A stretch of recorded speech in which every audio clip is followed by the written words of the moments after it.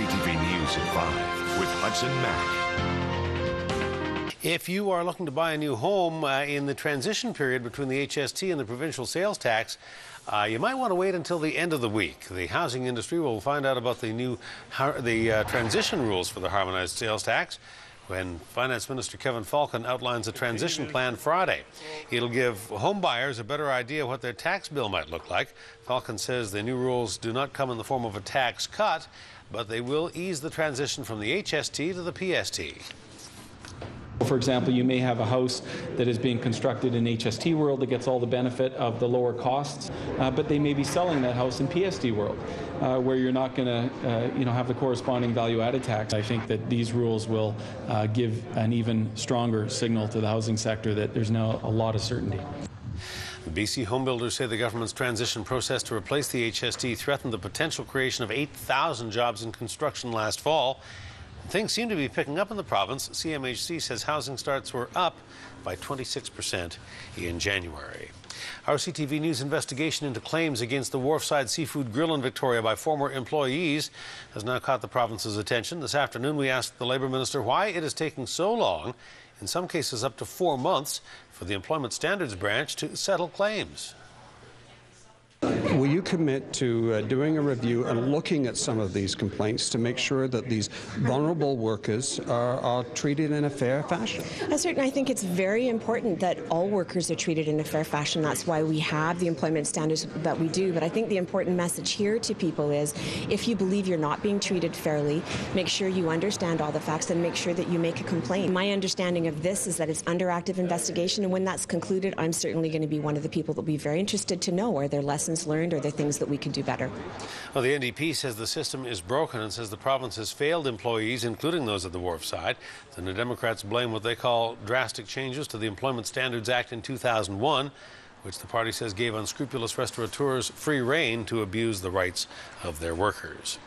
A potentially explosive situation in downtown Victoria this morning after some vandals ruptured a gas line. Witnesses told police they saw what looked like two drunken people jumping up and down on the meter behind the Emmanuel Congregation Temple on Blanchard Street at Pandora Avenue. This was before dawn at about 4:45 today. Police say the pair was able to rupture the gas line. Then firefighters had to cordon off the block until Fortis gas crews could move in and shut the gas off. Given the recent vandalism at the Jewish cemetery in Victoria, police immediately began a mischief investigation, believing that the vandalism and the gas break was intentional. So through that investigation, we did talk to some witnesses who saw people that looked like they were highly intoxicated on drugs that were behind there and were jumping on the meter. So we have no reason to believe there's anything further suspicious about this. Police have little to go on, though. All they know is that they're looking for two drunk, stoned men. Witnesses say one of them was wearing a white hoodie. If you did see anything or know anything about it, you're asked to contact Victoria Police. The Police Complaint Commissioner has ordered a public hearing into an incident in which a Vic PD officer is recorded kicking a man.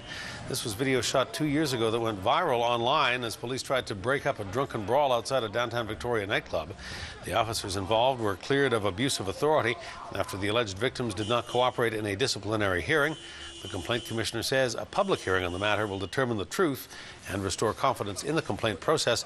A lawyer for the two victims says they are seeking damages in civil court.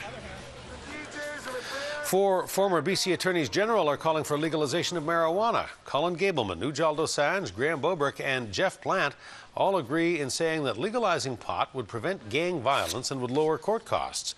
The group thinks marijuana should be regulated as a public health issue and taxed to provide money for cash-strapped governments. Premier Christy Clark says it's a federal matter. She won't get drawn into the marijuana debate. Well, British Columbia students are asking the province if it will be their Valentine today with a couple of strings attached. The reinstatement of an upfront needs-based... Students delivered more than 6,000 Valentine's Day cards to the Ministry of Advanced Education and to Premier Christy Clark this morning. The cards are part of the Where's the Funding campaign. Students are calling on the province to reinstate grant programs, to eliminate interest on student loans, and to increase core funding for colleges and universities. We've had many students sign cards talking about debt loads in the tens of thousands of dollars range, everywhere from $25,000 to even $80,000, which means that students aren't able to purchase a home or make investments in our economy, which is a major economic deficit for British Columbia. Right now, BC is the only province without a grants program, and we have the highest interest rates on student loans in the entire country. The government is essentially profiting off students and bankrupting a generation. Students say they hope to see more funding for post-secondary education in the upcoming provincial budget. It will be brought down next week, a week today, February 21st.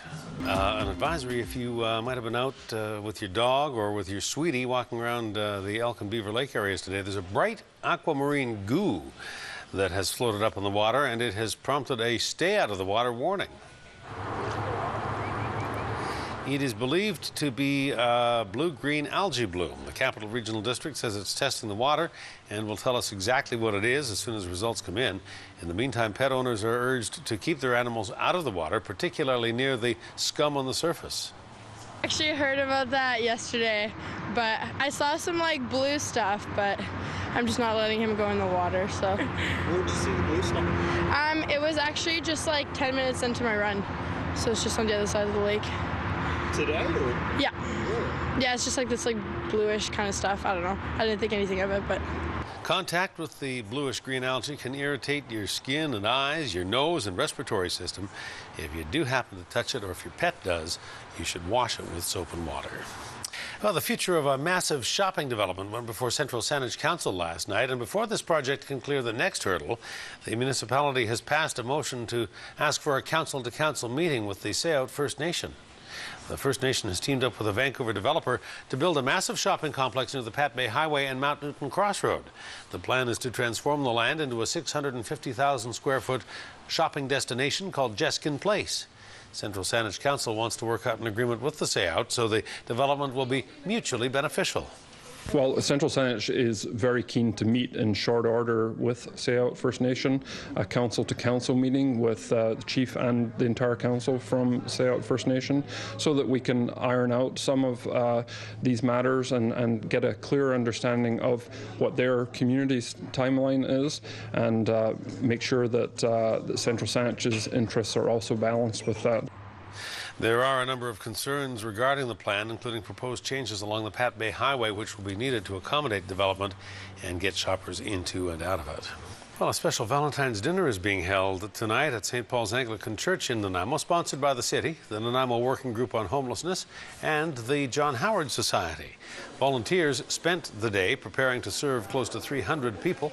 Nanaimo's social planner says events such as this one give the homeless a sense of community. We enjoy the putting together the meal for all these folks, because they come and they have a tremendous time here, and they get to connect with old friends and that sort of way, and it's a way of building a community, and we think we do it just basically on that reason. We do it because we like to feed people and they like to be fed, and so that's pretty much enough. The food was paid for by the City of Nanaimo with money provided by the Vancouver Island Health Authority for homeless support. And elementary school students in Nanaimo shared the love this Valentine's Day. The kindergarten students and grade 1 classes at Mountain View Elementary got together for a party, making crafts and snacks and exchanging Valentine's Day cards. Many of them wore pink anti-bullying t-shirts, encouraging their peers to celebrate Valentine's Day by celebrating our differences. They like anything that's fun, and they work really hard at being cooperative and a good friend all year long. So it's just reinforcing that. You like Valentine's Day? Why? Because you get treats. Do you like Valentine's Day? Yes. Why? Because you get lots of love. The children also made Valentine's cards and crafts to bring home to their parents and family.